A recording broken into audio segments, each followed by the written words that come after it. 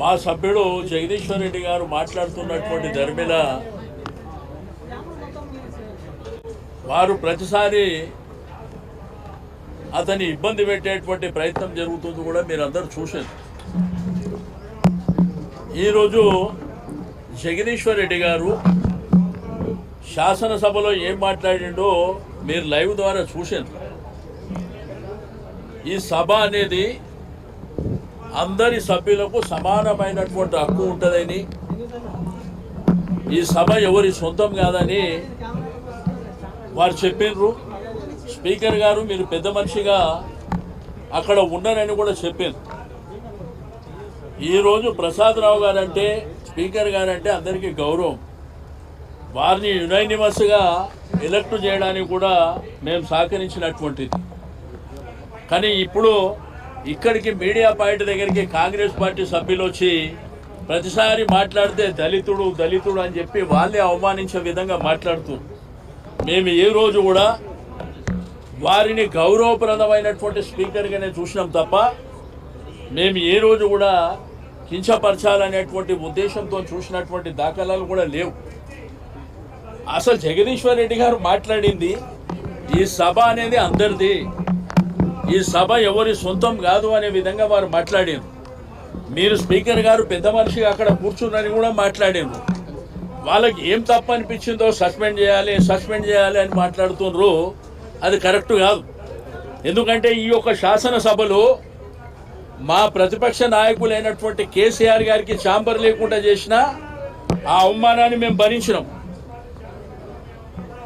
మీరు చూసినారు ఈ యొక్క శాసనసభ సమానమైనటువంటి, అక్కడ అధికార పక్షానికి కానీ ప్రతిపక్షానికి కానీ, అక్కడ ముఖ్యమంత్రి ఛాంబర్ కానీ ఇక్కడ ప్రతిపక్ష నాయకుని ఛాంబర్ కానీ గౌరవప్రదంగా ఉన్న అవమానపరిచారు.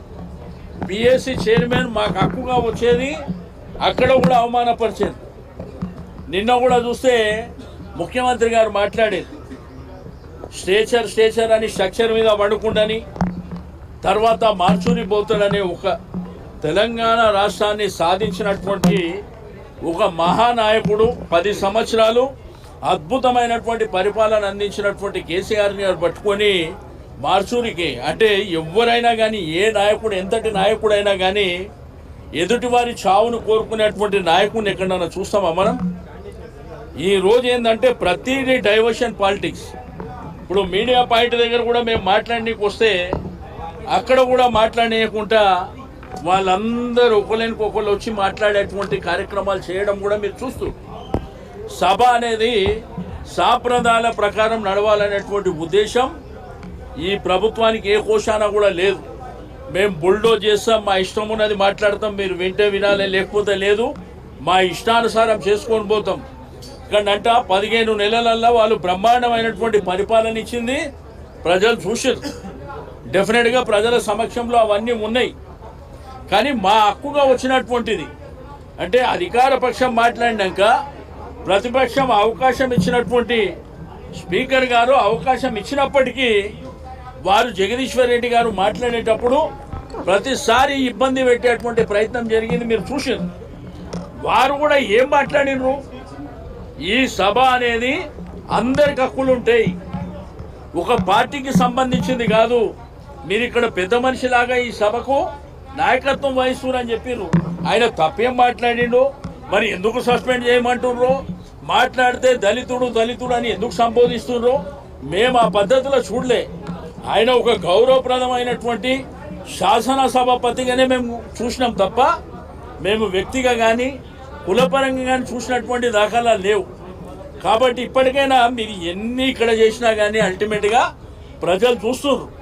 ఇక్కడ ఏమి జరుగుతుందో ప్రజలు చూస్తున్నారు, ఎవరేం మాట్లాడుతున్నారో చూస్తున్నారు, ఎవరు వల్గర్గా మాట్లాడుతున్నారో చూస్తున్నారు, ఎవరు బుల్డోజ్ చేసే ప్రయత్నం చేస్తున్నారో చూస్తున్నారు. ఎందుకంటే ఈ శాసనసభ అనేది మనము కనీసం 35-40 ఏళ్ళ నుంచి నేను చూస్తున్నా, ఇది పద్ధతిగా లేదు. నేను అసెంబ్లీలో కూడా చెప్పిన పద్ధతి ప్రకారం నడిపించుకోవాలా, కానీ ఇట్లా బుల్డోజ్ చేస్తే అంటే మీ ఉద్దేశం ఏంది? మేము నడిపించుకుంటాం, ఇక మీరు రావద్దనా?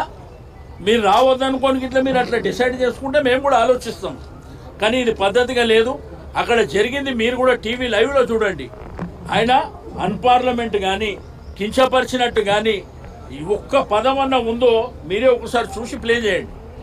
మాట్లాడని దానికి ఏదో నిన్న మొన్న ముఖ్యమంత్రి గారు ఇక్కడ శాసనసభలో కాంగ్రెస్ పార్టీ మీటింగ్ పెట్టినప్పుడు, వారి యొక్క లెజిస్లేచర్ మీటింగ్ పెట్టినప్పుడు మరి వారు ఏదో మీరు గట్టిగా ఉండాలని పేపర్లో టీవీలో చూసినాం. మరి అది చూపేయడానికి వీళ్ళు ప్రయత్నం చేస్తున్నారో తెలియదు, కానీ అక్కడ జరిగినటువంటి అంశాన్ని క్లియర్గా అక్కడ మాట్లాడింది ఏమీ లేదు జగదీశ్వర్ రెడ్డి గారు.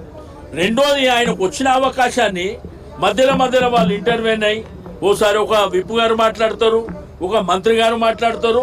ప్రతిసారి ఆటంకం కలిగించేటువంటి ప్రయత్నం చేయడం కూడా కరెక్ట్ కాదు. తప్పకుండా అల్టిమేట్గా ప్రజలు నిర్ణయిస్తారు.